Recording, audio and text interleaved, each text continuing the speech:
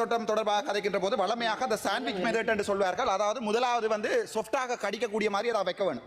ஆகவே பான் மாதிரி. ஆகவே நான் உங்களுக்கு உங்களுடைய வரவு செலவு திட்டத்தில் இருக்கிற நல்ல விடயங்களை ஒன்று உங்களுக்கே சொல்லித்தரேன். உங்களுக்கு தெரியுமோ தெரியாது, இந்த புத்தகத்தில் இருக்கு, தயவு செய்து போய் படிங்க. அதில் சொல்லியிருக்கிறீங்க வைத்தியசாலை ஹார்ட் ஹாஸ்பிட்டல் ஒன்று கட்ட போறீங்கன்னு. சந்தோஷம்.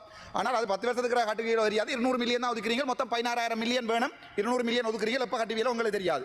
ரெண்டாவது வாகனம் தாரேன் என்று சொல்லியிருக்கிறீர்கள். அது கடைசியாக சிங்களத்தில் போய் சொல்கிறேன். சந்தோஷம். எனக்கு ஆர்வியில் உள்ள வாகனமும் அந்த வாகனம் வேண்டாம், பஸ்ஸில் போவேன், நடந்து போவேன், ட்ரெயினில் போகிறேன்னு சொன்னேன் எங்களுடைய அதிமதிப்புக்குரிய என்பிபி உறுப்பினர்களுக்கு சைக்கிள் ஒன்றையும் வேண்டி கொடுங்க. ரெண்டாவது.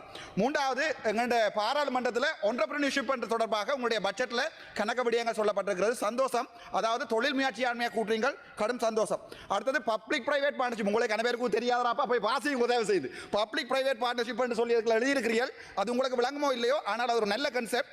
அதையும் நான் பாராட்டுறேன். அடுத்தது வந்து வெளிநாட்டில் இருக்கிற ஆட்களுக்கு இங்கே வந்து தொழில் செய்யறதுக்கு ரிசைடன்ஸ் விசா போடுறேன்னு சொல்லுறீங்க.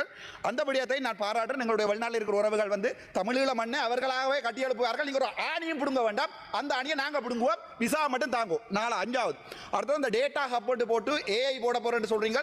சந்தோஷம். அதெல்லாம் நல்ல விடயம். அதையெல்லாம் நான் பாராட்டி கொண்டு எங்களுடைய என்பிபி அரசாங்கம் உங்களால் என்ன சொன்னது, ஊழலை பிடிக்க போறோம்.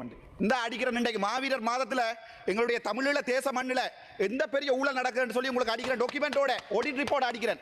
டாக்டர் கேதீஸ்வரன் ஆர்டிஎச்எஸ் ஜெஃப்னா அவர் இருந்த காலம் வந்து அவர் மட்டுமில்லை, ஆர் என்றால் இவர் இருந்திருக்கிறார் 14/7/2016 இருந்து 14/9/2022 வரைக்கும் ஆர்டிஎச்எஸ் இருந்திருக்காரு. உங்களோட ஊழல் அரசாங்கத்துக்கு தான்